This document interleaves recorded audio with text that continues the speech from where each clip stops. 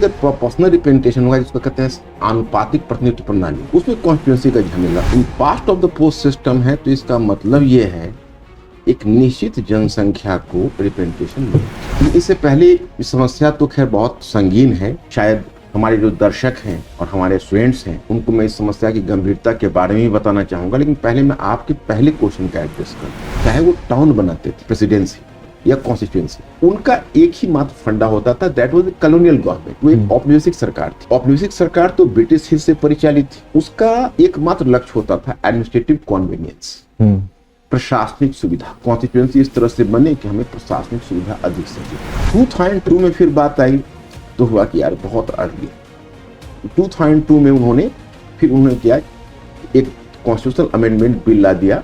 Atal Bihari Vajpayee government थे, उस समय वो बिल लाया गया 84 में, 84 कॉन्स्टिट्यूशनल अमेंडमेंट का। तो सीधे भरा के 2026 का। अबे कि बकरी की माँ कब तक खैर मनाएगी। 2026 भी आ गया। डॉक्टर भीमराव अंबेडकर ने ठोक बजाकर कहा कि इंडिविजुअल बेसिस होगा। Welcome to the study friends. The study podcast के पहले एपिसोड में आप सभी का बहुत स्वागत है। आज हम डिलिमिटेशन यानी कि परिसीमन पर कुछ बात करेंगे। पिछले कई दिनों से आप समसामयिक घटनाओं में परिसीमन को चर्चा में देखते रहे होंगे। न्यूज़पेपर में बहुत सारे एडिटोरियल्स इस पर डिस्कस हुए। इसके साथ ही करंट अफेयर्स की क्लासेस में आपने इसे लगातार देखा होगा। इसके इतिहास, वर्तमान और भविष्य पर बात करने के लिए आज मेरे साथ मणिकांत सर हैं, निदेशक द स्टडी, और इतिहास में एक मानद व्यक्ति जो पूरी अथॉरिटी रखते हैं और एक इंस्टीट्यूशन स्वरूप व्यक्ति हैं इतिहास में। तो डिलिमिटेशन पर बात करने के लिए मेरे ख्याल से आपसे बेहतर सर कोई व्यक्ति हो नहीं सकता था। शुरू करते हैं सर। सबसे पहले हमें बताइए कि डिलिमिटेशन कहाँ से शुरू होता है, इसका इतिहास क्या है और आज जो स्थिति है वो क्या स्थिति बनी हुई है इसको लेकर के। देखिए, जैसे जब आप रिप्रेजेंटेशन की बात करते हैं तो कोई भी जो रिप्रेजेंटेटिव डेमोक्रेसी होती है जिसको कहते हैं प्रतिनिधि सरकार। जी सर। तो कोई प्रतिनिधि प्रजातांत्रिक सरकार होगी तो या तो उसमें past of the post system होंगे जी, या प्रोपोर्शनल रिप्रेजेंटेशन। चलिए, अगर प्रोपोर्शनल रिप्रेजेंटेशन होगा जिसको कहते हैं आनुपातिक प्रतिनिधित्व प्रणाली, उसमें कॉन्स्टिट्यूएंसी का झमेला कम रहता है। In past of the post system है, तो इसका मतलब ये है एक निश्चित जनसंख्या को रिप्रेजेंटेशन मिलना चाहिए जी। अब इसमें समस्या ये खड़ी हो रही है, लेकिन इससे पहले इस समस्या तो खैर बहुत है और बहुत संगीन है, शायद हमारे जो दर्शक हैं और हमारे स्टूडेंट्स हैं उनको मैं इस समस्या की गंभीरता के बारे में ही बताना चाहूंगा, लेकिन पहले मैं आपके पहले क्वेश्चन का एड्रेस कर दूं। ये समस्या है क्या? आपने वाकई में एक बहुत फंडामेंटल मुद्दा उठाया, क्योंकि हो सकता है कि इस समस्या की जड़ को लोग नहीं समझ पा रहे। देखिए, जब जो past of the post system है, भले ही उस समय ब्रिटिश हुकूमत के समय प्रजातंत्र नहीं था, तो जाहिर है कि लोगों को वन मैन वन वोट जैसे कॉन्सेप्ट उस समय नहीं थे। लिमिटेड फ्रेंचाइज था, सीमित मताधिकार, लेकिन सीटें तो थी। बिल्कुल। तो अब 1861 में उन्होंने रिप्रेजेंटेशन दिया, उसमें हैंडफुल ऑफ लोग थे। काउंसिल एक्ट जिसकी बात काउंसिल एक्ट 1861 के काउंसिल एक्ट में आप सेंट्रल गवर्नमेंट में आप कहेंगे तो उसमें नॉर्मली 6 से 10 एक्स्ट्रा मेंबर्स को जोड़ा जाना था, तो कोई बात ही नहीं। 1892 में 10 to 16 मेंबर्स को जोड़ा जाना था। तो जैसे जैसे मेंबर्स बढ़ते गए तो उनका कॉन्स्टिट्यूएंसी ब्रिटिश अपने ढंग से डिसाइड करते थे कि उनका साइज ऑफ कॉन्स्टिट्यूएंसी क्या हो, जो पहले बहुत ज्यादा होता था। और ये रिप्रेजेंटेशन के लिए था सर। हाँ, जैसे किसी कॉन्स्टिट्यूएंसी में सारे लोग वोट नहीं डाल सकते। हाँ, ठीक है। जिनको प्रॉपर्टी राइट के बेसिस पर इसको तय किया गया, संपत्ति का अधिकार, लेकिन वोट तो चाहिए, बिल्कुल, कॉन्स्टिट्यूएंसी का साइज तो चाहिए। तो 1861, 1892 उस तरह से बढ़ाते गए। 1909, 1919, 1935 में तकरीबन इंडिया में उन्होंने 11% लोगों को मताधिकार, तो वोटिंग राइट में। हाँ, तो कॉन्स्टिट्यूएंसी को उन्होंने अपने ढंग से डिवाइड किया। लेकिन उनका जो चाहे वो टाउन बनाते थे, प्रेसिडेंसी या कॉन्स्टिट्यूएंसी, तो उनका एक ही मात्र फंडा होता था, that was the colonial government. वो एक औपनिवेशिक सरकार थी। औपनिवेशिक सरकार तो ब्रिटिश हित से परिचालित थी। तो उसका एकमात्र लक्ष्य होता था एडमिनिस्ट्रेटिव कॉन्वीनियंस, प्रशासनिक सुविधा। किस तरीके से? कि कॉन्स्टिट्यूएंसी इस तरह से बने कि हमें प्रशासनिक सुविधा अधिक से अधिक हो। अब जब आजादी मिली तो हमारा पहला आम चुनाव हुआ। तो आम चुनाव से पहले हम लोग 1 मैन 1 वोट, जिसको आप डेमोक्रेसी कहते हो, उसको हमने इंट्रोड्यूस किया। तो फिर कॉन्स्टिट्यूंसी को हमने रीऑर्गेनाइज करना पड़ा। तो 51 में पहला सेंसस हुआ, 52 में हमने उसी के मुताबिक, और हमने जो कॉन्स्टिट्यूशन लाया उसमें हमने आर्टिकल 80, 81, 82, फिर 170, ये सब आर्टिकल्स को हमने उसमें एकोमोडेट किए। उसमें यह तय था कि भाई जैसे आर्टिकल 82 में यह था कि जितने सेंसस होंगे जी, तो सेंसस के अनुसार प्रोपोर्शनेटली आपको डिलिमिटेशन, जिसको आप परिसीमन करते हो, करना पड़ेगा। जी जी, कॉन्स्टिट्यूंसी का साइज बदलना होगा, नंबर ऑफ कैंडिडेट्स जनसंख्या के अनुसार सारे स्टेट्स को बढ़ाने होंगे, कम करने होंगे, जैसा आप उचित समझे, proportionately to the actual population. तो उसी बेसिस पर हमारा पहली जनगणना 51 में हुई, 52 में पहला डिलिमिटेशन हुआ। फिर हमारी दूसरी जनगणना 1961 में हुई, तो 62, 63 में हमारा दूसरा डिलिमिटेशन हुआ। उसी तरह से हमारे 1971 में थर्ड हुआ, 1972 में उसका हुआ डिलिमिटेशन, और फिर उसके बाद फ्रीज कर दिया गया। कहा गया कि 2002 तक अब फर्दर कोई डिलिमिटेशन नहीं होगा, जनगणना तो होगी लेकिन सीट एडजस्टमेंट नहीं। उसके लिए कॉन्स्टिट्यूशन अमेंडमेंट का प्रोविजन था, क्योंकि हमारा तो एक कॉन्स्टिट्यूशनल प्रोविजन है ना। जी जी, वो तो फंडामेंटल राइट्स को कंट्रावेन कर देते कि भाई रिप्रेजेंटेशन के राइट को कंट्रावेन कर रहे हैं। तो ऐसे सिचुएशन में वो चले गए और उन्होंने कॉन्स्टिट्यूशन अमेंडमेंट कर दिया कि भाई इतने टाइम तक के लिए हम फ्रीज कर रहे हैं, नो प्रॉब्लम। 2002 में फिर बात आई तो हुआ कि यार बहुत अर्ली। 2002 में उन्होंने किया एक कॉन्स्टिट्यूशनल अमेंडमेंट बिल ला दिया, अटल बिहारी वाजपेयी की गवर्नमेंट थी, उसी समय वो बिल लाया गया 84 में, 84 कॉन्स्टिट्यूशनल अमेंडमेंट का। 2002 उसमें सीधे भरा के 2026 कर दिया। अब है कि बकरी की माँ कब तक खैर मनाएगी, 2026 भी आ गया, आना पड़ेगा।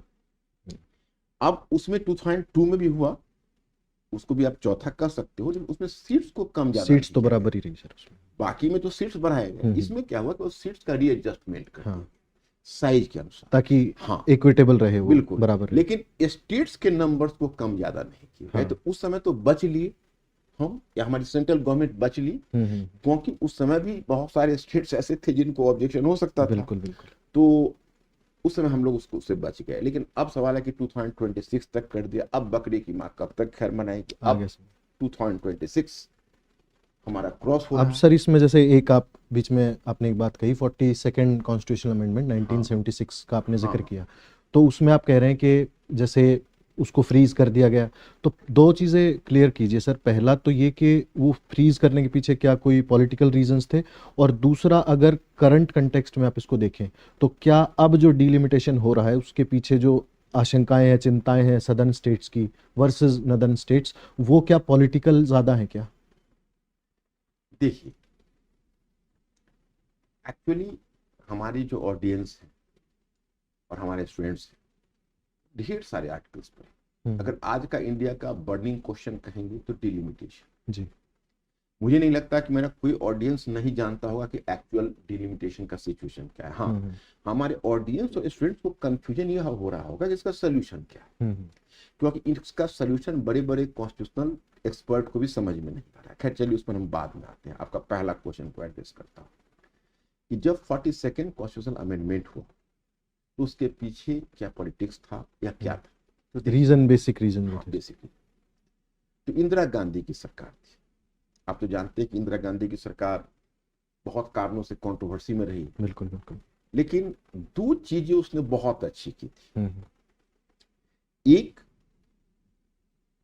फॉरेस्टेशन प्रोग्राम, जिसका इस वृक्षारोपण के कारण ही आज जो हम थोड़ा सांस ले रहे हैं दिल्ली में खास करके ग्रीनरी, हाँ, तो थोड़ा ग्रीनरी है, या सांस ले पा रहे हैं, बिल्कुल, तो credit should be given to her. And the second one कि उसने पॉपुलेशन कंट्रोल की पॉलिसी चलाई। हालांकि उनका पॉपुलेशन कंट्रोल की जो पॉलिसी रही, तरीके जो वो उस तरीके पर बहुत विवाद है और तरीका सही नहीं था, और खास केस में ब्यूरोक्रेसी का भी एक फेलियर है। तो उसकी काफी आलोचना भी हुई और उसका चुनावी राजनीति में थोड़ा बहुत दंड भी उनको भुगतना पड़ा। बिल्कुल, हाँ। लेकिन पॉपुलेशन कंट्रोल की पॉलिसी एक इंडिया के लिए बहुत आवश्यक पॉलिसी थी, क्योंकि इंडिया पॉपुलेशन एक्सप्लोजन के मुहाने पर पहुंच चुका था। कार्यशील जनसंख्या तो बाद में आती है, पहले तो इतनी जनसंख्या को हम अपने लैंड में एडजस्ट कर सके, ये समस्या आती है ना जी। तो वहां पर उसने बहुत अच्छा काम किया था।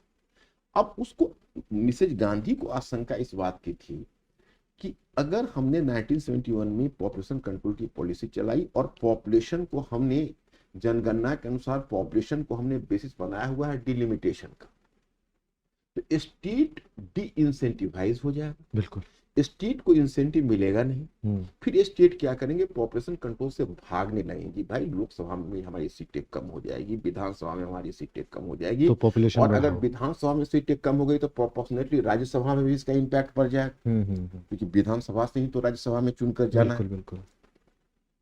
इसलिए उसने एक उसके दिमाग में एक सोची समझी योजना थी कि चलिए हम 2002 तक फ्रीज कर देते हैं, और शायद वो ज्यादा ऑप्टिमिस्टिक थी कि 30 इयर्स या 3 डेकेड्स में नॉर्थ साउथ दोनों में पॉपुलेशन कंट्रोल में आ जाए, बराबर हो जाएंगे। लेकिन जब 2002 की बारी आई तो डिस्प्रोपोर्शन बना रहा नॉर्थ साउथ में। तो अटल बिहारी वाजपेयी की जो गवर्नमेंट थी उन्होंने फिर सोचा कि चलो एक काम करते हैं, इसको भविष्य के लिए टाल देते हैं। और भविष्य से टालते टालते हम 2026 में पहुंच गए। फिर आपका दूसरा सवाल क्या था इसी के साथ जुड़ा, वो थोड़ा रिमाइंड कर। हाँ, इसमें जैसा आपने थोड़ा सा उसकी तरफ इशारा किया कि डिस्प्रोपोर्शनेट हो जाता है या उनको नुकसान होता है सदर्न स्टेट्स को, तो करंटली जो सिचुएशन है, नहीं मैं आपको कहना, जस्ट सॉरी फॉर इंटरप्शन, मैं आपको कहना यह चाह रहा हूँ कि इसमें पॉलिटिक्स नहीं थी। हाँ, नहीं पॉलिटिक्स नहीं सर, वो इसमें जरूरत है बेसिकली एक एक्चुअल आप कह सकते हैं कि सोशियो इकोनॉमिक कंपल्सन था। अगर आपको पॉपुलेशन कंट्रोल करना है तो आपको ये करना होगा। देखिए ये जग जाहिर है जी कि कांग्रेस की कॉन्स्टिट्यूंसी साउथ इंडिया है, अभी भी है, बिल्कुल। और आपको जानकर आश्चर्य होगा, मिस्टर अजय उस समय तो शायद पैदा भी आप लोग पैदा भी नहीं, बिल्कुल सर। क्या वैसे आपका डेट ऑफ बर्थ क्या? 96 सर। 96 है, बताइए। 96 आपका डेट ऑफ बर्थ। लेकिन जिस समय इंदिरा गांधी जब 1977 के चुनाव में, हम लोग बचपन में थे, थोड़ी मेमोरी में है, तो इंदिरा गांधी का जो चुनाव हुआ तो नॉर्थ इंडिया में वो हार गई। और उस वक्त जो माहौल आप देखेंगे, ऐसा माहौल था उसका चुनावी हारने के बाद, जैसे दुनिया को लगता था एक दूसरी आजादी मिली, इंडिया को लगता था एक दूसरी आजादी मिली। बिल्कुल। हम लोग बचपन में थे, देखते थे कि लोग प्रोसेसन कर रहे हैं जनता पार्टी के पास, मैंने प्रोसेसन निकाला जैसे इंडिया आजाद हो गया, क्योंकि परिवार के हाथ में ही रहा। परिवार एक्चुअली नहीं, बात वो नहीं थी, बात थी इमरजेंसी। हाँ, इमरजेंसी हम लोग तो नहीं समझ पा रहे थे, टेक्निकली हमारे पिताजी वगैरह को बातचीत करते देखते थे तो सभी लोग डरे हुए थे इंडिया की डेमोक्रेसी ध्वस्त हो जाए। हाँ, कि रहेगा नहीं, जैसे पाकिस्तान में एग्जांपल देख चुके थे ऑलरेडी। तो क्या है कि जब इंदिरा गांधी जिस समय नॉर्थ इंडिया में हार गई और जनता पार्टी की गवर्नमेंट फॉर्म हुई, उस समय में साउथ इंडिया में कांग्रेस ने लीड ले लिया। तो कांग्रेस की कॉन्स्टिट्यूंसी तो हुई थी, तो उसके लिए वहां पर पॉलिटिकल रीजन नहीं था, वहां पर सिर्फ रीजन यह था सोशियो पॉलिटिकल कंपल्सन कि जब तक हम साउथ इंडिया जब तक हम पॉपुलेशन को कंट्रोल, अगर हम हमारा एक्चुअल में उद्देश्य है करना, तो हमें कम से कम डिलिमिटेशन को फ्रीज करना पड़ेगा, नहीं तो स्टेट इंसेंटिवाइज हो जाएंगे। वही मैं कह रहा हूँ सर, जो आज जैसे चिंता है ना सदर्न स्टेट्स की, जो जैसे एम के स्टालिन ने भी कहा, या अदर वहाँ के जो सीएम है वो भी इस बात को बार बार उठा रहे हैं कि हम डी इंसेंटिवाइज हो जाएंगे, इससे हमें नुकसान हो जाएगा, हमारी सीटें कम हो जाएंगी। तो क्या आज के जो डेटा है उसके हिसाब से क्या आपको लगता है कि जो एक्सरसाइज हमने 2002 में आगे करने के लिए बढ़ा दी थी उसको फिर से बढ़ाया जाना चाहिए, या जैसा कि हमारे अभी जो होम मिनिस्टर हैं उन्होंने कहा कि कोई डी इंसेंटिवाइज नहीं होगा, रियल प्रोपोर्शन आपको मिलेगा, और जो उनकी चिंताएं हैं वो निराधार हैं, क्या ऐसा है डेटा के आधार पर? देखिए, इसमें अगर आप बड़े बड़े कॉन्स्टिट्यूशनल एक्सपर्ट्स को पढ़ेंगे जी, तो कॉन्स्टिट्यूशनल एक्सपर्ट्स भी कोई कंक्लूजन पर नहीं पा। अब मैं जैसे मैं एक एग्जांपल देता हूँ, आज ही मैंने 2 आर्टिकल देखे, एक डी राजा का आर्टिकल देखा जी। तो डी राजा तो जाहिर है कि वो तमिलनाडु के माउथ पीस है, तो उनका तो विचार थोड़ा प्रेजुडिस था। बिल्कुल। एक हमने करण थापर का आर्टिकल देखा, उसने भी इस पर आर्टिकल दिया, तो हमने करण थापर का न्यूट्रल था, डी राजा का थोड़ा साउथ इंडियन, जो पॉलिटिकल है सर, एक जर्नलिस्ट है। आपने पहला सवाल कहा था, पहले मैं उसको एड्रेस करना चाहूंगा कि क्या आज जो हो रहा है वो पॉलिटिकल है या नहीं। तो आज है, वो पॉलिटिकल भी है, पॉलिटिकल भी है, लेकिन पॉलिटिकल ही नहीं। Genuine concern. अब देखिए, कहना नहीं चाहिए मिस्टर अजय, एक्चुअली इंडिया एक ऐसा मुल्क है जिस मुल्क के भविष्य को लेकर कभी कभी हमें चिंता होती जी। है। यहाँ हर अग्री जाति पिछड़ी जाति होने के लिए मूवमेंट छेड़ने के लिए तैयार। जी।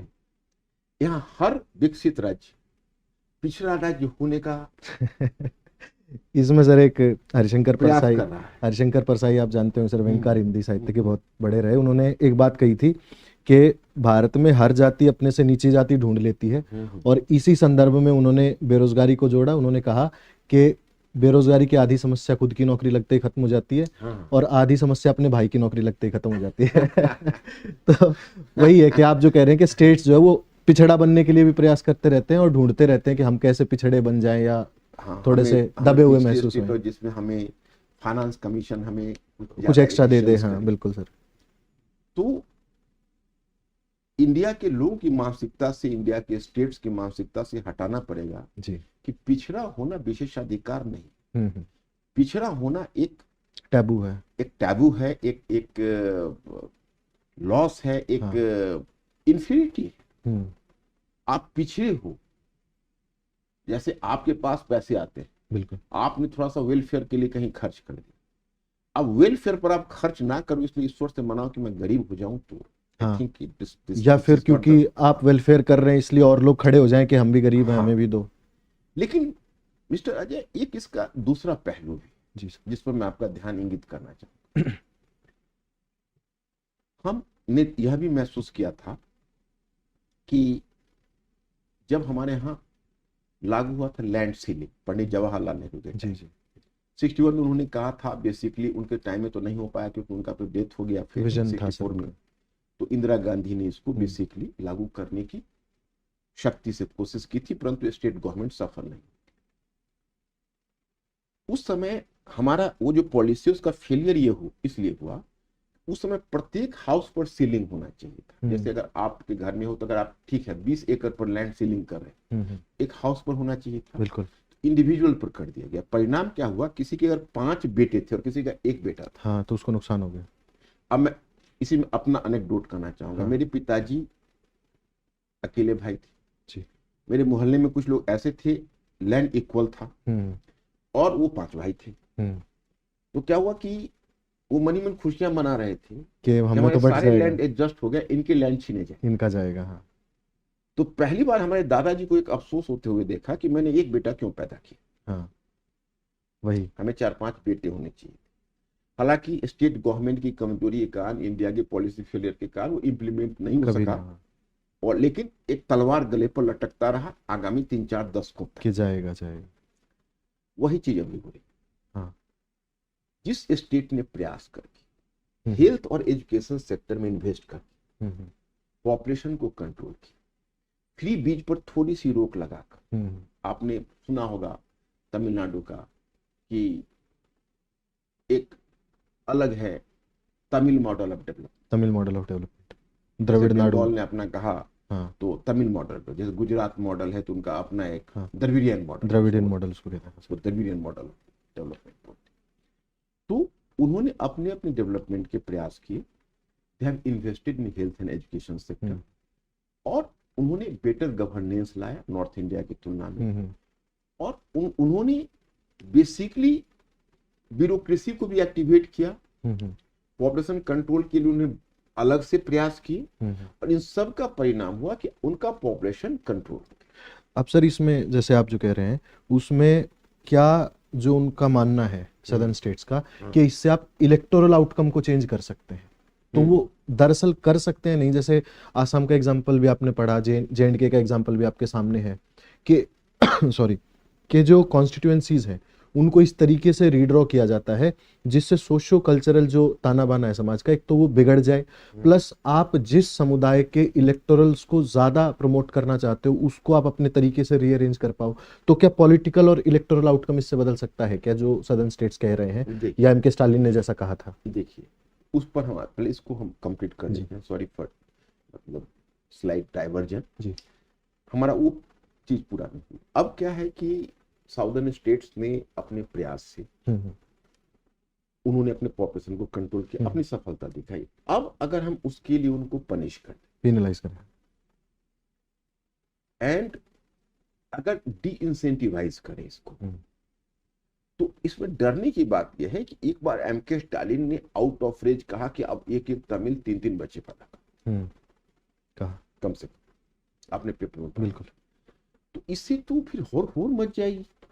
अब यूपी का पॉपुलेशन ज्यादा है और नॉर्दर्न स्टेट्स में बिहार का, राजस्थान का, जिनको आप सो कॉल्ड बीमार स्टेट्स कहते हैं, यूपी, एमपी, बिहार, राजस्थान, तो अब इनको अगर ज्यादा सीटें एलोकेट हुई और उन्हें सीटें कटी, तो वो तो डी इंसेंटिवाइज हो रहा है, नंबर 1। नंबर 2, अब आपके दूसरे क्वेश्चन पर आते, इलेक्टोरल पढ़ना है, डेफिनेटली पढ़ना है, क्योंकि देखिए अभी आप प्रोपोर्शन देखिए, 543 सीटें 543, उसमें जो ये 4 स्टेट्स हैं उनका प्रोपोर्शन 174, ठीक। और वो दक्षिण में जो आपके वो जो 5 स्टेट्स हैं उनका ओवरऑल जो प्रोपोर्शन है वो मिलाकर 129 है। तो वो क्या है कि टोटल उनका जो 543 का एलोकेशन है वो है लगभग 32%, नॉर्थ इंडिया का शेयर उनका 24%। अभी भी तो इलेक्टोरली पिछड़े हुए हैं। अब अगर 543 पर प्रेजेंट पॉपुलेशन पर अगर आप इसको परसेंटेज वाइज अगर डिलिमिटेशन को लागू कर देते हो इस प्रोपोर्शन पर, 543 की बात कर रहा हूं, तो नॉर्दर्न स्टेट्स का बढ़ के 205 हो जाएगा, उनका कम हो तो 103 हो जाएगा। अब नॉर्दर्न स्टेट का हो जाएगा 39%, उनका हो जाएगा 19%। इलेक्टोरली तो प्रभावित होंगे, वो प्रभावित होंगे बिल्कुल, और उनका कुछ कंसर्न तो जायज है, लेकिन इसमें इलेक्टोरल पॉलिटिक्स भी है। और एम के स्टालिन को अगली बार विधानसभा चुनाव लड़नी है, साउथ इंडिया को लीडरशिप लेनी है, तो बेसिकली। लेकिन सर जब जैसा आपने कहा कि इलेक्टोरली फर्क पड़ेगा, लेकिन जो इक्विटेबल रिप्रेजेंटेशन का पूरा सवाल था, जैसे 1861 में तो चलिए एडमिनिस्ट्रेटिव सहूलियत के अनुसार बनाया, लेकिन 35 में आप भी मानते होंगे कि जब हमारा कॉन्स्टिट्यूशन बना तो उस पर पूरी छाया 1935 की थी, और वहाँ पर हम एक प्रिंसिपल को लेके चले थे कि 1 पर्सन 1 वोट, सबके वोट की कीमत बराबर, इसीलिए डिलिमिटेशन किया कि एक कॉन्स्टिट्यूंसी में almost equal number of voters आ जाएं। तो अगर आपके पास कम संख्या है लोगों की, तो उन लोगों को तो अपने वोट की कीमत बराबर मिल रही है, 1:1 मिल रहा है, हर व्यक्ति की वोट की कीमत बराबर है। अब जैसे दिल्ली छोटा सा स्टेट है, यूटी है, तो उसमें 7 कॉन्स्टिट्यूएंसीज हैं। अगर उतने ही एरिया को आप किसी मान लीजिए राजस्थान में लेकर के शिफ्ट करेंगे तो उसमें तो आपकी एक विधानसभा भी नहीं बनती है। तो जब एक वोट की कीमत बराबर है साउथ में भी नॉर्थ में भी, तो क्या इस बहस की जरूरत भी है हमें? देखिए मुद्दा 2 है, मतलब ये सिर और पैर की बीमारी है। एक तरफ डेमोक्रेसी है, एंड डेमोक्रेसी का तकाजा है everybody should be given the equal representation, means कि 1 मैन 1 वोट। हमारे संविधान में पहले यह तय करना होगा कि we are having the identity of community और एन इंडिविजुअल। तो डॉक्टर भीमराव अंबेडकर ने ठोक बजाकर कहा कि इंडिविजुअल बेसिस होगा, क्योंकि जब मौलाना आजाद बोल रहे थे कि कम्युनिटी को बेसिस बनाइए, एक मतलब विलेज सोसाइटी को बेसिस बनाइए, क्योंकि कम्युनिटी यहाँ पर कास्ट सिस्टम बहुत स्ट्रांग रहा है, कम्युनिटी की फीलिंग तो कम्युनिटी ओवरकम कर लेगी दूसरे को, पश्चिम का अपना इंडिविजुअलिज्म रहा है। इंडिविजुअल को बेसिक यूनिट मत बनाइए। डॉक्टर अंबेडकर ने कहा नहीं, ऐसा नहीं, ऐसा नहीं। उनको कम्युनिटी से बहुत डर था, इसकी कम्युनिटी ने इतना SC/ST का शोषण किया इतने टाइम तक, लोअर कास्ट का, तो हम इस कम्युनिटी को हाथ में पावर नहीं देंगे, इंडिविजुअल को देंगे।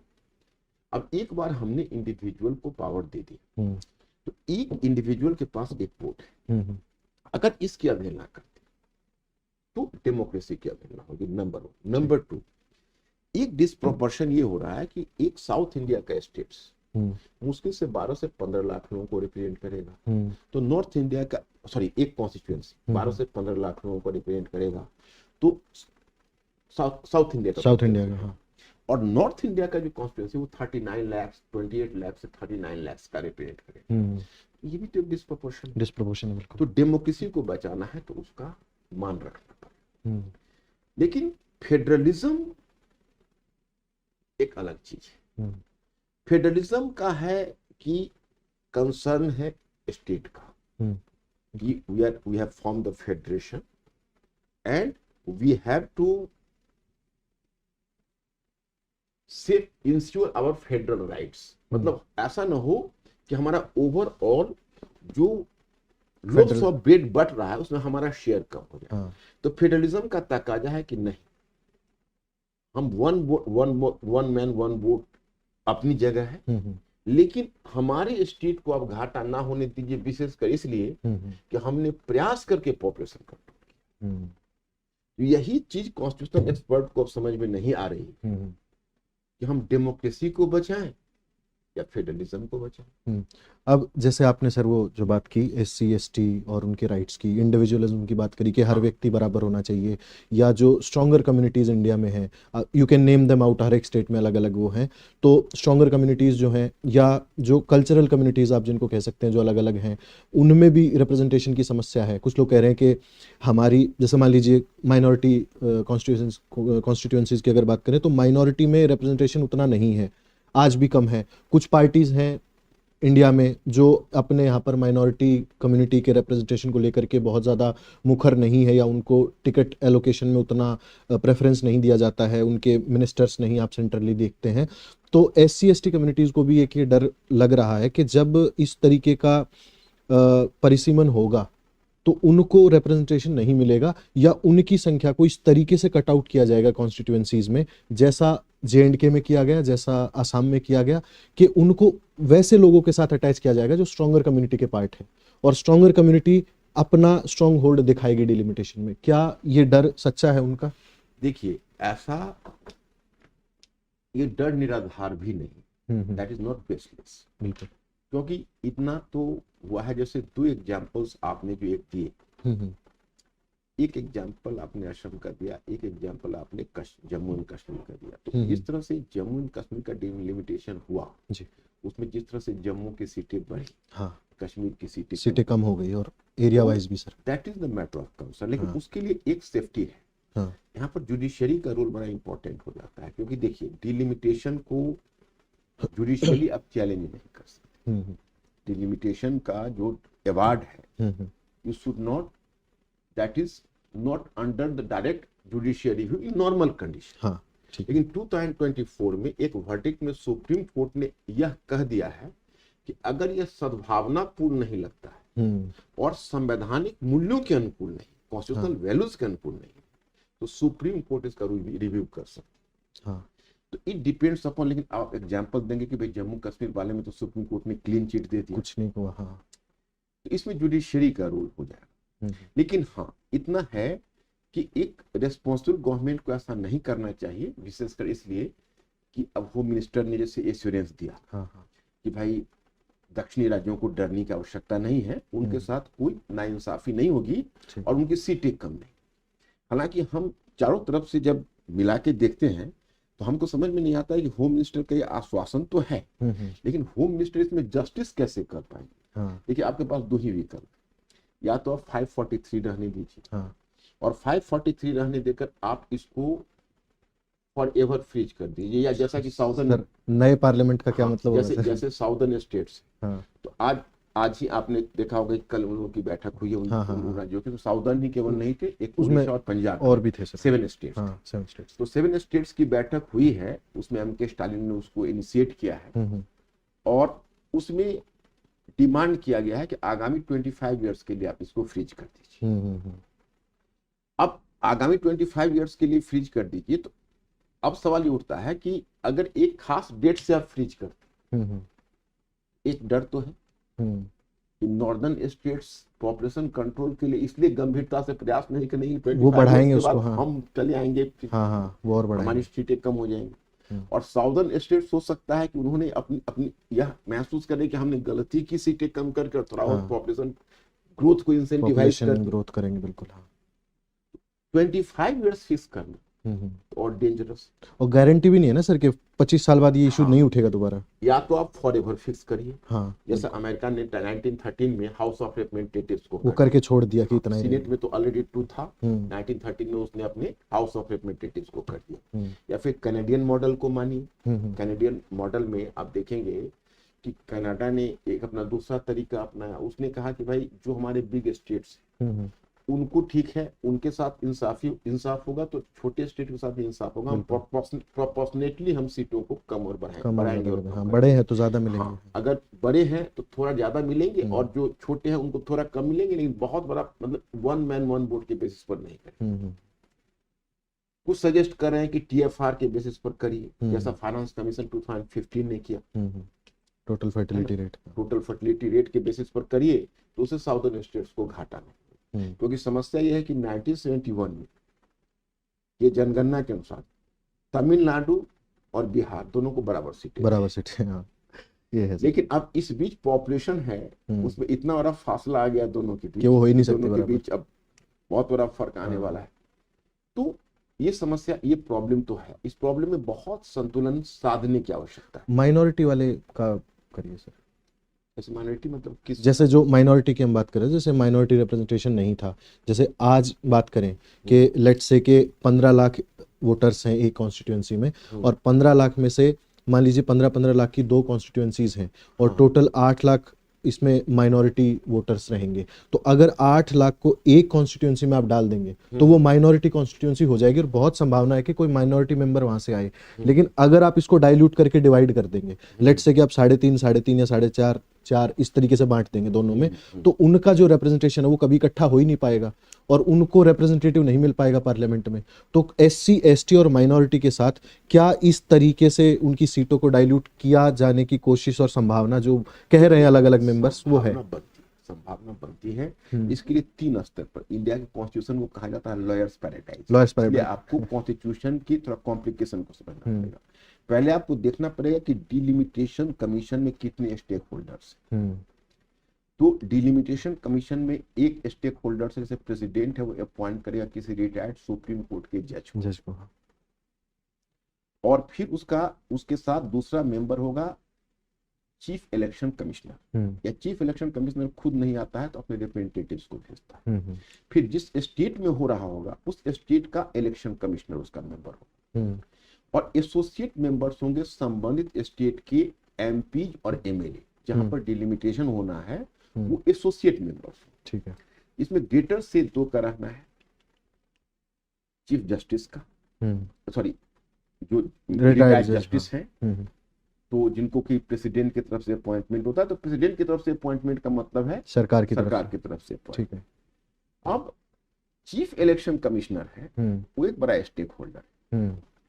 अब यही तो बबीला चल रहा है कि चीफ इलेक्शन कमिश्नर की अगर आप उसके साथ जस्टिस कर दो, उसमें चीफ जस्टिस ऑफ इंडिया को एक मेंबर बना दो, एक जैसे उसमें आप ले दे के मामला ECI पर पड़ जाएगा, क्योंकि ECI का अपॉइंटमेंट अभी कौन हो रहा है? प्राइम मिनिस्टर कर रहे हैं, एक कैबिनेट मिनिस्टर जो पूरी कमेटी जो होती है उसमें मेजरली सरकार का ही रोल है सर, ज्यादा मेजर सरकार का रोल है। और सर उनकी जो भूमिका जो संदिग्ध अभी इलेक्शन में जैसे काफी उनके ऊपर भी लिखा गया, बोला गया, उनकी भूमिका के ऊपर जो इलेक्शंस की डेट्स जिस प्रकार से अनाउंस होती हैं, चरण जिस तरीके से बनते हैं, या जो EVM की भूमिका लेकर के इलेक्शंस में जो रहती है, तो ECI की और EC की जो भूमिका है वो संदिग्ध बना दी गई है इस तरीके से पॉलिटिकली काफी।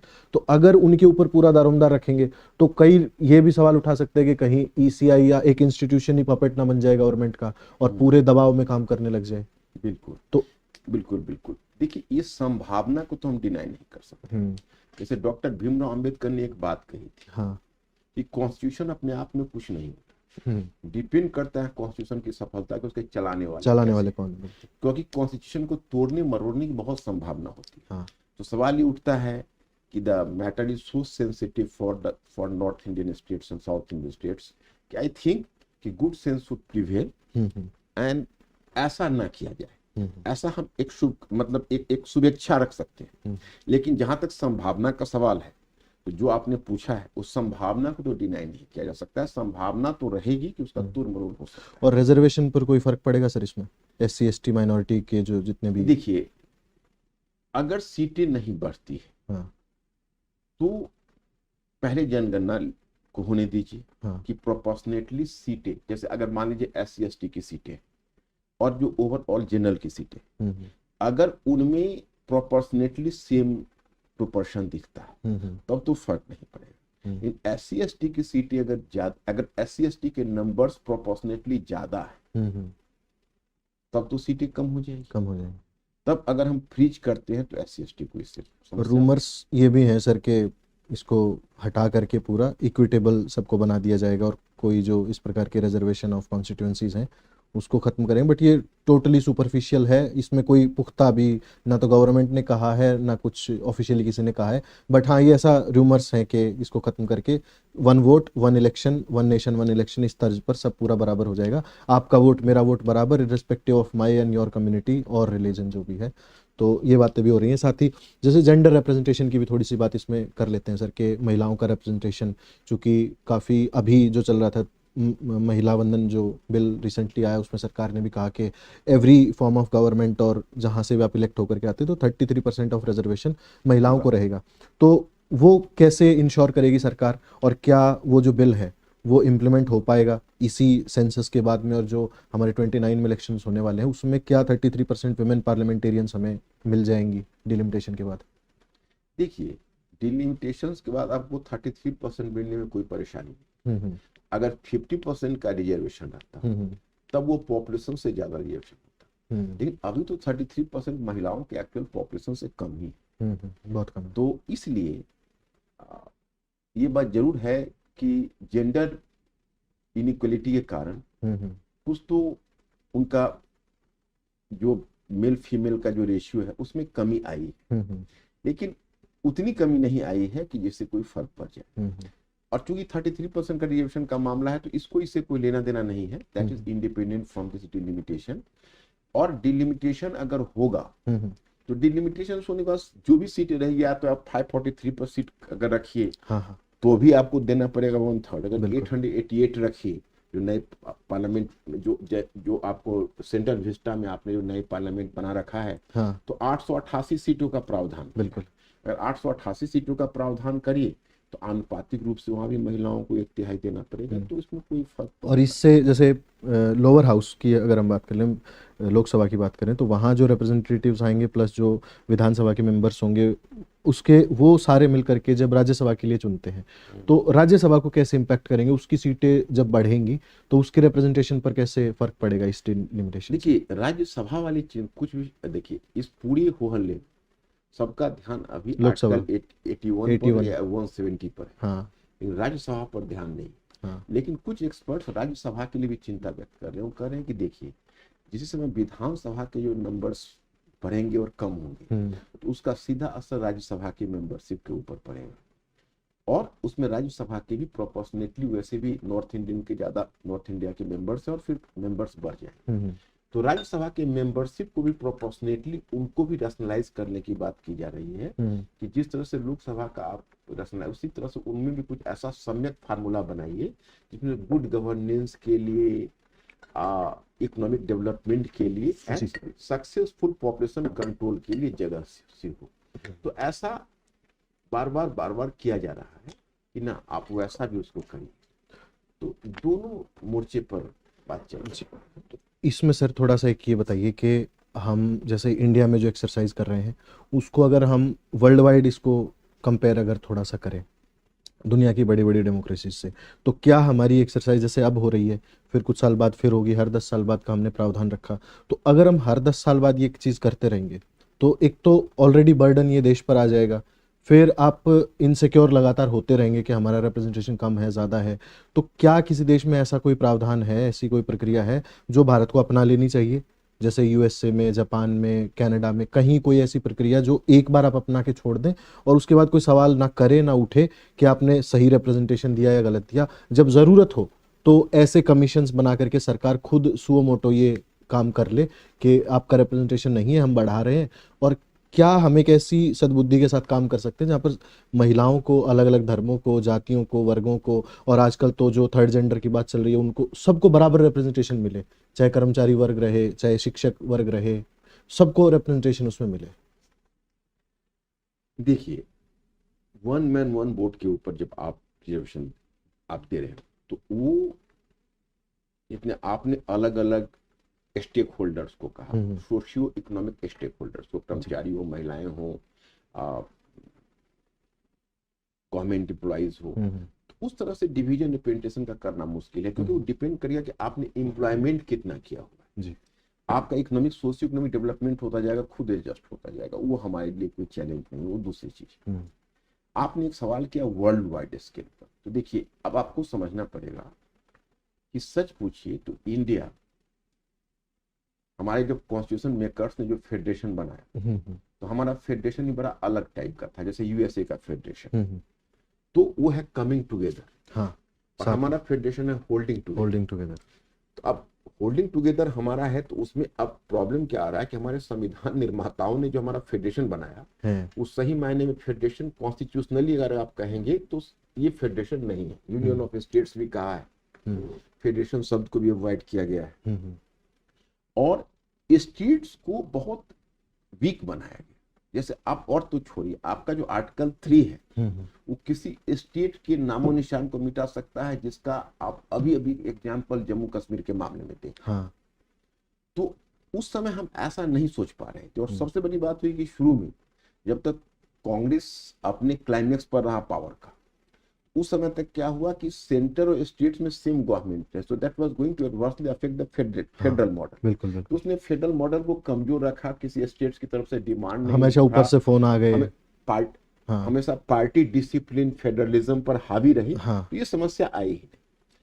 अब देखिए समस्या क्या है कि आप किसी भी चीज का एक होता है फॉर्म, तो in constitutional form we are not having federation, but in इस spirit there developed a federation.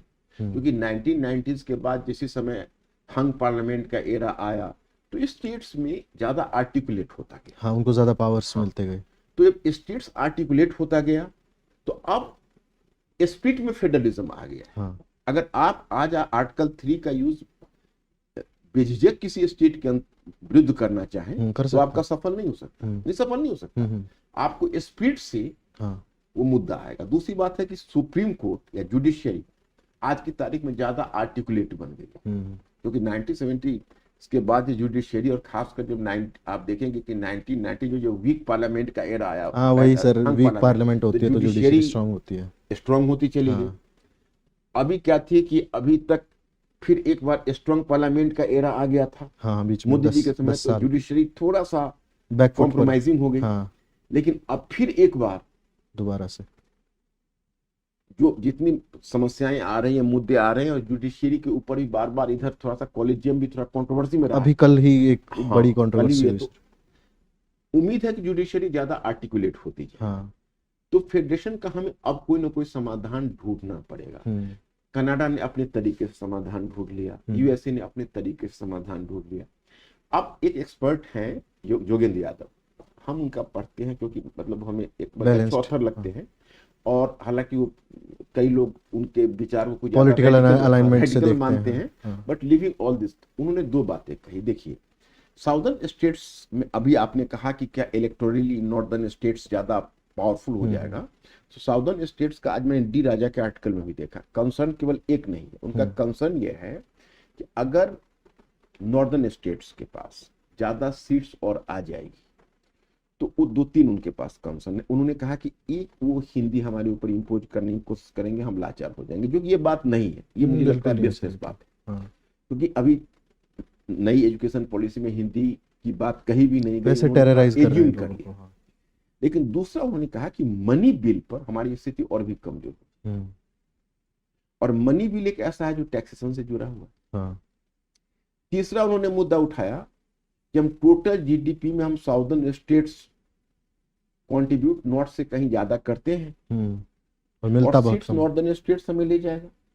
एक कंप्लेन उनका ये है कि नॉर्दर्न स्टेट्स ₹1 टैक्स देते हैं और ₹1.70 या ₹1.90 बदले में ले जाते हैं फेडरल गवर्नमेंट से सब्सिडीज और अन्य तरह के सुविधाओं के रूप में, कभी पुअर स्टेट बन के एक्स्ट्रा एड के रूप में वो पैसे ले जाते हैं, तो हमारे टैक्स के पैसे नॉर्थ इंडिया के पास जा रहा है। तो उनके ढेर सारे कंसर्न है।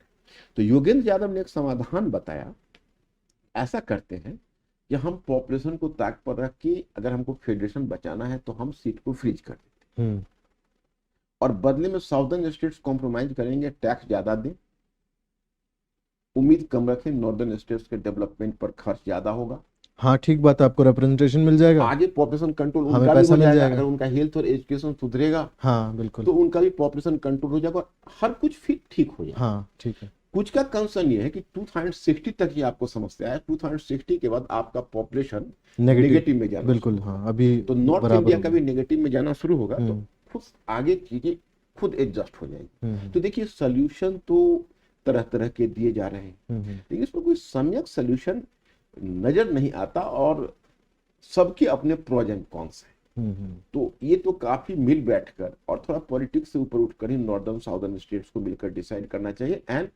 Mister Ajay, I am a bit concern that कि हमने फ्रीडम के बाद, इंडिया की स्वतंत्रता के बाद जो कुछ झमेला हुआ नॉर्थ साउथ के बीच, चाहे वो लिंग्विस्टिक का हो या उसके बाद मैंने इतना बड़ा विवाद नहीं देखा। तो हम पॉलिटिकल रिफ्ट हाँ, ज्यादा है सर ये हाँ, वैसे। है, लेकिन इसको you can not take it granted. नहीं नहीं बिल्कुल, उसमें उनके जो पॉइंट्स हैं वैलिड है सारे। पॉलिटिकल भी है तो आपको इस पर डिबेट करना पड़ेगा, इस पर आपको बातचीत करनी पड़ेगी। आप इसको सीधा ठंडे बस्ते में नहीं जैसे टैक्सेशन का मुद्दा है सर, जो टैक्सेशन वो कह रहे हैं कि हम ज्यादा देते हैं, बिल्कुल ऑन रिकॉर्ड ऑन फैक्ट बात है। सब्सिडीज नॉर्दर्न स्टेट्स को ज्यादा मिलती हैं, सीट्स एलोकेशन नॉर्दर्न स्टेट्स का ज्यादा है, प्लस गवर्नमेंट में जो उनकी हिस्सेदारी है वो नॉर्थ की ज्यादा है, क्योंकि सदर्न स्टेट्स तो आज भी एक तरीके से ऑपोजिशन में ही है। और अभी जैसे आप बीच में जुडिशरी की बात कर रहे थे, तो जुडिशरी ने एक मौका क्रिएट किया शायद देश की डेमोक्रेटिक प्रोसेस के लिए कि वो अपने फेडरलिज्म को बचा पाए, वरना तो ऐसा लग रहा था बीच में कि बहुत कंट्रोल सेंटर का हो गया है और अपने तरीके से सेंटर स्टेट्स को भी ड्राइव करना शुरू कर दिया था। लेकिन इलेक्टोरल बॉन्ड का एक इशू आया था पिछले साल के फरवरी में, उसके बाद उसने इलेक्शन को बहुत अच्छे से इम्पैक्ट किया और काफ़ी पार्टीज भी वोकल हुई, जिसका इम्पैक्ट इलेक्शन पर पड़ा, सीटें कम ज़्यादा हुई और तमाम वो पूरी प्रोसेस हुई। तो जुडिशरी आज जिस हालत में है, तो लगता नहीं कि वो डिलिमिटेशन पर ज़्यादा सवाल करने या उस पर इलेक्शन कमीशन की जो भूमिका रहेगी उसको चैलेंज करने या एक सही सद्भाव के साथ डिलिमिटेशन किया जाएगा, इस बात की आशंका लोगों को भी है, स्टेट्स को भी है। उनकी सारी चिंताएं बिल्कुल निराधार नहीं है। लेकिन अब समाधान की आप बात अगर करें तो आपके हिसाब से या जो आपकी रीडिंग्स हैं उनके हिसाब से क्या इसका समाधान हो सकता है कि स्टेट्स जो है डिलिमिटेशन से खुश भी हो जाएं, हम सद्भावपूर्ण डिलिमिटेशन कर भी दें और भविष्य में ऐसी चिंताएं बार बार ना उभरें कि हर 25 साल बाद 10 साल बाद हम इन्हीं चीज़ों से डील कर रहे हैं? देखिए, हमारे विचार से एक तरीका ये हो सकता है कि जो मैं सोचता हूँ, कई एक्सपर्ट ने इस पर अपना विचार भी दिया है कि आर्टिकल 170 के अनुसार प्रोपोर्शनेटली विधानसभा की सीटों को रिवाइज कर दिया। टोटल लोकसभा की सीटों को रिवाइज न करके केवल जो जैसा हमने 2002 में किया था कि लोकसभा की जो कॉन्स्टिट्यूएंसी है उसके साइज को प्रोपोर्शनेट कर दिया जाए, लोगों को अकोमोडेट कर दिया जाए बस उसमें, एंड अभी सीटों को छेड़छाड़ ना किया जाए। लोकसभा की सीटों का विधानसभा की सीटों को छेड़छाड़ किया जाए और विधानसभा की सीटों के कारण अगर राज्यसभा में मेंबरशिप बढ़ता है तो साउदर्न स्टेट्स उस पर कॉम्प्रोमाइज करें।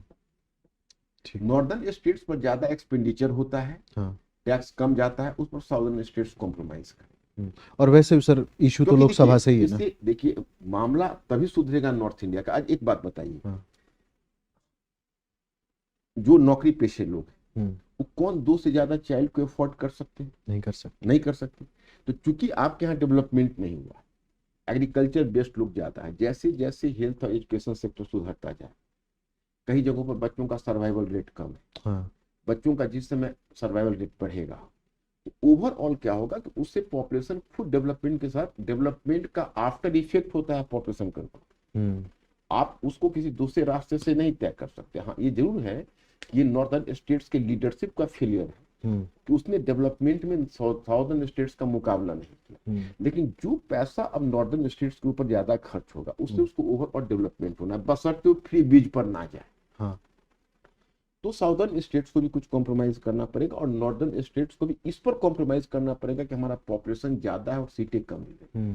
अभी भी नॉर्दर्न स्टेट्स को ज्यादा सीटें मिली हुई है, 174 है, उधर 129 है, तो उसको एडजस्ट कर लिए और इसको इतना टाइम के लिए इसको कर ले कि तब तक वहाँ थोड़ा सा रीएडजस्ट माइनस हो जाए। सर जैसे आप ये वाली बात कर रहे हैं, थोड़ी सी इस पर और विचार किया जा सकता है कि जैसे साउथ साउथ के जो स्टेट्स हैं साउथ इंडिया के, वो ये कहते हैं कि हम ज़्यादा टैक्स पे कर रहे हैं, वो पैसा खर्च होता है। उत्तर प्रदेश को ज़्यादा टारगेट वो लोग करते हैं कि नॉर्थ इंडिया पर खर्च हो रहा है। लेकिन एक बात ये भी समझना होगा सर कि हम एक यूनिट हैं एज ए कंट्री। हम नॉर्थ और साउथ, ईस्ट और वेस्ट हैं ही नहीं, हम एक कंट्री हैं। अब अगर घर में कोई व्यक्ति, एक व्यक्ति ज़्यादा कमा रहा है और उसके ऊपर दो लोग डिपेंडेंट हैं, तो वो सिर्फ इस आधार पर तो उनको नहीं ये कह सकता कि हम आपके साथ नहीं रहेंगे, या उनको बार बार इस बात के लिए वो याद दिलाए कि हम आपके ऊपर खर्चा कर रहे हैं, हम कमा रहे हैं। जैसे आप राजस्थान की बात कर लीजिए सर, उतना फर्टाइल नहीं है, फर्टिलिटी साउथ के स्टेट्स में थोड़ी सी ज़्यादा है। अब हिली रीजन्स में एक पर्टिकुलर फसलें पैदा होती हैं, मैदानों में वो नहीं होती, पठारों में होती हैं। तो आपको एक पूरी यूनिट जो है देश की, वो अलग अलग चीज़ें दे रही है। यूपी, बिहार, हरियाणा, राजस्थान, ये भी कुछ दे रहे होंगे सर। देखिए, एग्रीकल्चर के मामले में तो गंगेटिक बेसिन का जवाब है। हाँ साउदर्न स्टेट्स अपने एग्रीकल्चर के कारण डेवलप नहीं है, हाँ, वो अपने आईटी और वो डेवलप्ड है अपने इंडस्ट्री और आईटी के कारण हाँ और सर्विस सेक्टर के कारण। तो मतलब ये है कि साउदर्न स्टेट्स ने एक्टिविज्म तो दिखाया है, हाँ ये नॉर्दर्न स्टेट से ज्यादा दिखाया है। हाँ, अब आपका दूसरा सवाल ये है कि ऐसी फीलिंग क्यों साउदर्न स्टेट्स को, क्योंकि ऐसी फीलिंग बहुत डराने वाली होती है किसी फेडरेशन की। बिल्कुल। हिस्ट्री से अगर आप सबक लीजिए तो 1860s में यही feeling southern states of America को आ रही थी कि भाई नॉर्दर्न स्टेट्स को क्यों इंडस्ट्री के प्रोटेक्शन मिलेगा, उससे तो हमें महंगे दामों पर चीजें खरीदनी पड़ेगी। अंत में वहां पर तो अब्राहम लिंकन था, सिविल वॉर जैसी स्थिति आई।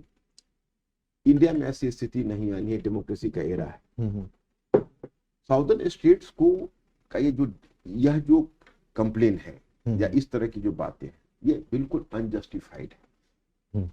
जब नेशन का मतलब है गिव एंड टेक, बिल्कुल सर। और सारे स्टेट्स को, अब गुजरात कहें, गोवा कहें कि हमारा पर कैपिटा इनकम केवल साउदर्न स्टेट का ही तो नहीं, बहुत से स्टेट्स हैं जो डेवलप ज्यादा है। गुजरात कहे, गोवा कहे कि हम पर कैपिटा इनकम हमारे यहाँ कहीं ज्यादा है, टूरिज्म हमारे यहाँ बहुत ज्यादा है, इतना डेवलप्ड है, और साउदर्न स्टेट, नॉर्दर्न स्टेट्स को ज्यादा मिल रहा है।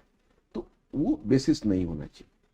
लेकिन एक बात तो माननी पड़ेगी मिस्टर, इसके लिए गिव एंड टेक करना पड़ेगा। कहीं ना कहीं नॉर्थ इंडिया को भी कहीं ना कहीं साउथ इंडिया को दिखाना पड़ेगा ये घर है, बिल्कुल। और घर में लेन देन होता है। जैसे तो हम लेन देन के तौर पर यही करें हाँ कि उनकी पॉपुलेशन के साथ थोड़ा कॉम्प्रोमाइज करके हाँ, और सीटू को रैशनलाइज कर। जैसे एक इसमें बात ये निकलती है सर, मान लीजिए कि आईटी इंडस्ट्री वहाँ की डेवलप हुई, तो गवर्नमेंट में अगर आप देखेंगे तो थोड़ा सा अगर फेज छोड़ दें, उसके अलावा तो नॉर्थ के हमारे यहाँ प्रधानमंत्री रहे हैं, सरकारें रही हैं, या जो पार्लियामेंट पर होल्ड है वो ज़्यादा नॉर्थर्न स्टेट्स का रहा है। तो उसके रहते के बावजूद अगर दक्षिण भारत में आईटी इंडस्ट्री का विकास हुआ है, वहाँ पर पोर्ट्स का विकास हुआ है, वहाँ पर ट्रेड का विकास हुआ है, वहाँ के लोगों को बाहर जाने में मदद मिली है, या वहाँ की शिक्षा व्यवस्था सुधरी है, अलग विचार की सरकारें होने के बावजूद इतना अच्छा तालमेल अगर रहा है कि साउथ डेवलप कर सका। ये लोगों का जीवट अकेले नहीं हो सकता सर। अगर आप लोगों की जीवटता भी देखें तो चलिए ठीक है, लोगों में बहुत जीवट है, लेकिन जब तक सरकार की आपको मदद नहीं मिलती तब तक आप डेवलपमेंट तो नहीं कर सकते, चाहे आप कितने भी मुखर क्यों ना रहे हो। तो ये कह देना कि हम तो दे ही रहे हैं, बस हमें कुछ मिला नहीं है, ये मुझे लगता है कि सर अनजस्टिफाइड है सदर्न स्टेट्स का। और एक ऐसे प्रधानमंत्री का होना, जैसे नेहरूवियन मॉडल की जब आप बात करते हैं, तो इक्विटेबल रिप्रेजेंटेशन और इक्विटेबल एलोकेशन ऑफ रिसोर्सेज, ये वो करते थे और करना जानते थे कि आपको अमुक चीज मिल गई, साउथ को कुछ और हमने दे दिया। तो क्या हम कोई ऐसा मॉडल विकसित कर लें कि एक तो ये जो भरोसा है, जो लगता नहीं कि बहुत ज्यादा एक दूसरे पर है साउथ और नॉर्थ में, एक तो वो खत्म हो जाए बिल्कुल ही, कि आप इक्वल टेबल पर आ जाएं।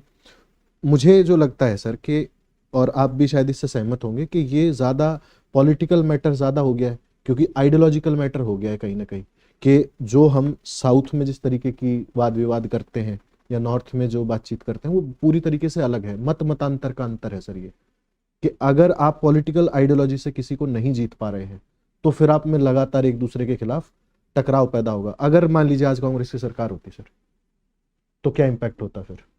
क्या डिलिमिटेशन पर ऐसी बात हम कर रहे होते? कांग्रेस की सरकार अगर होती तो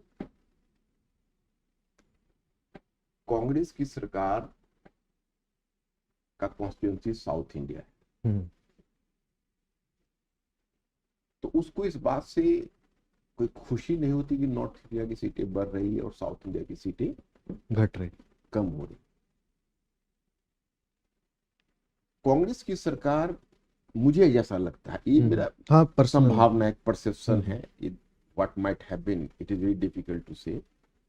ये सरकार एक्सटेंड करने की कोशिश फिर करती कि हम इसको सीट के नंबरिंग को बढ़ा छोड़ दें। हाँ छोड़ दें, क्योंकि एक तो साउदर्न स्टेट्स को ये डिस्प्लीज नहीं करना चाहती, बिल्कुल, और दूसरा ये चाहती कि भाई साउदर्न स्टेट्स के पास अगर सीट ज्यादा है तो उससे हमें कोई दिक्कत नुकसान नहीं। तो ऐसी संभावना हमको लगती है कांग्रेस गवर्नमेंट ऐसा ही कुछ करती। अब रही कि इस सरकार की बात, ये सरकार भी ऐसा नहीं कह रही है कि साउदर्न स्टेट्स के साथ इंसाफ ना हो। ये भी बोल रही है, जैसे होम मिनिस्टर ने कहा कि साउदर्न स्टेट को डरने की जरूरत नहीं है, उनके साथ इंसाफ होगा। अब हम देखते हैं कि दैनिक जागरण टाइप के जो न्यूज़पेपर राइट, जो कि थोड़ा सा प्रो गवर्नमेंट का अप्रोच, दक्षिणपंथी थोड़ा सा, तो वो बार बार ये लिखते हैं कि जब एक बार होम मिनिस्टर ने उनको दिलासा दे ही दिया, तब इस तरह से वो हल्ला मचाए हुए हैं, केवल पॉलिटिकल इशू। लेकिन हमें ऐसा लगता है कोई भी कॉन्स्टिट्यूशनल एक्सपर्ट होगा तो होम मिनिस्टर के इस स्टेटमेंट के बाद थोड़ा सा सोचने के लिए मजबूर हो जाता है वो करेंगे कैसे। क्योंकि आपके पास दो ही विकल्प, एक विकल्प है कि आप 543 सीट रहने दीजिए, फ्रीज कर दे, जो कि आप नहीं छोड़े। अगर करेंगे तो नॉर्थ इंडियन आपकी कॉन्स्टिट्यूंसी के लोग खफा हो जाएंगे और नॉर्थ इंडियन लोगों को आपत्ति होगी, नेचुरल है, बिल्कुल है। और अगर आप इसको सीटें बढ़ाते हैं, 888 करते हैं, 888, तो 888 करते हैं तो साउथ इंडिया की सीटें बढ़ जाएंगी।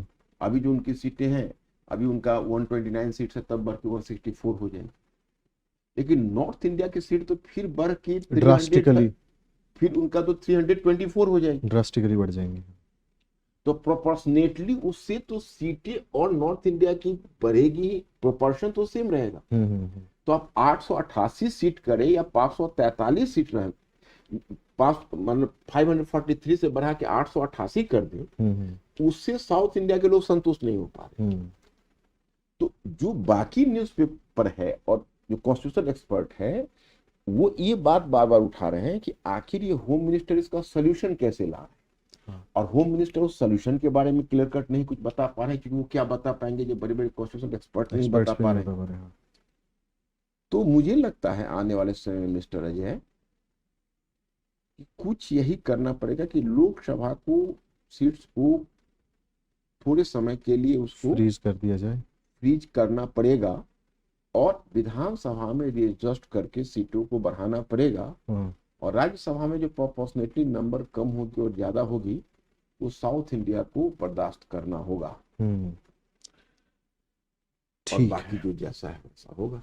ठीक है, तो अभी आप सुन रहे थे हमारा पॉडकास्ट, द स्टडी पॉडकास्ट।